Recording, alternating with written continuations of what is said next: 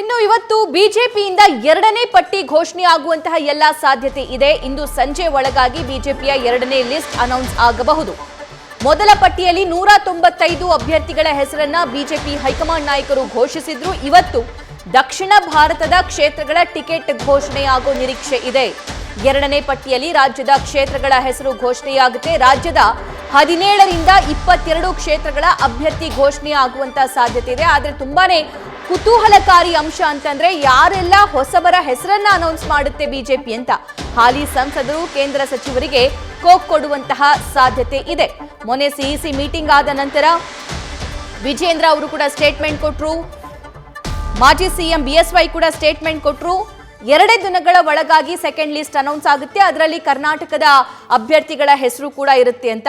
So ಈ ಬಗ್ಗೆ ಮತ್ತಷ್ಟು ಲೈವ್ ಡೀಟೇಲ್ಸ್ ಪಡ್ಕೊಳ್ಳೋಣ ನಮ್ಮ ದೆಹಲಿ ಪ್ರತಿನಿಧಿ ಜಗದೀಶ್ ಅವರಿಂದ. ಜಗದೀಶ್, ನಿನ್ನೆ ಅಥವಾ ಇವತ್ತು ಲಿಸ್ಟ್ ಅನೌನ್ಸ್ ಆಗುತ್ತೆ ಅನ್ನುವಂತ ಮಾತನ್ನ ವಿಜೇಂದ್ರ ಹೇಳ್ತಾ ಇದ್ರು. ಹಾಗಾದ್ರೆ ಇವತ್ತು ಲಿಸ್ಟ್ ಅನೌನ್ಸ್ ಆಗುತ್ತಾ?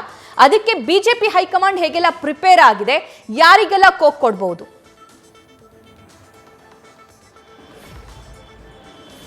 ಸಭಾ ಇವತ್ತು ಎರಡನೆಯ ಬಿಜೆಪಿಯ ಪಟ್ಟಿ ಹೊರಗಡೆ ಬೀಳುವಂತಹ ಸಾಧ್ಯತೆ ಇದೆ. ಯಾಕಂದ್ರೆ ಮೊನ್ನೆ ತಾನೇ ಸಿಇಸಿ ಸಭೆ ನಡೆದಿದೆ. ಸಿಇಸಿ ಸಭೆ ನಡೆದ ತಕ್ಷಣ 2 ದಿವಸಗಳ ಒಳಗಾಗಿ ಟಿಕೆಟ್ ಅನ್ನ ಘೋಷಣೆ ಮಾಡುವಂತದ್ದು ಬಿಜೆಪಿಯಲ್ಲಿ ಈ ಹಿಂದೆ ನಡ್ಕೊಂಡು ಬಂದಿರುವಂತದ್ದು. ಯಾಕಂದ್ರೆ ಕಳೆದ ಮೊದಲ ಬಾರಿ ನಡೆದಿರ್ತಕ್ಕಂತಹ ಸಿಇಸಿ ಸಭೆಯ ಸಂದರ್ಭದಲ್ಲೂ ಸಹಿತ ಸಭೆ ನಡೆದು 2 ದಿವಸಗಳ ಒಳಗಾಗಿ ಏನಂತಂದ್ರೆ ಟಿಕೆಟ್ ಅನ್ನ ಬಿಜೆಪಿಯ ಕಚೇರಿಯಲ್ಲಿ ಘೋಷಣೆಯನ್ನ ಮಾಡಿದ್ರು. ಅದರಲ್ಲಿ 195 ಕ್ಷೇತ್ರಗಳಿಗೆ ಘೋಷಣೆಯನ್ನ ಮಾಡಿದ್ರು.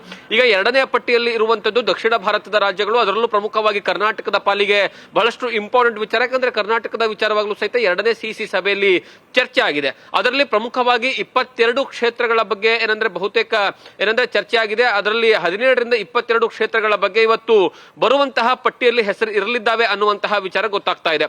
ಬಹಳಷ್ಟು ಪ್ರಮುಖವಾಗಿರುವಂತಹ ವಿಚಾರಗಳೇನೆಂದ್ರೆ ಬಹಳಷ್ಟು ಎಕ್ಸ್ಪೆರಿಮೆಂಟ್ಗಳು ಈ ಬಾರಿ ನಡೀತಿದ್ದಾವೆ ಅನ್ನುವಂತಹ ವಿಚಾರ. ಅದರಲ್ಲೂ ಪ್ರಮುಖವಾಗಿ ಹಾಲಿ ಸಂಸದರು ಮತ್ತು ಕೇಂದ್ರ ಸಚಿವರಿಗೂ ಸಹಿತ ಕೋಕ್ ಕೊಡುವಂತಹ ಸಾಧ್ಯತೆಗಳಿದ್ದಾವೆ.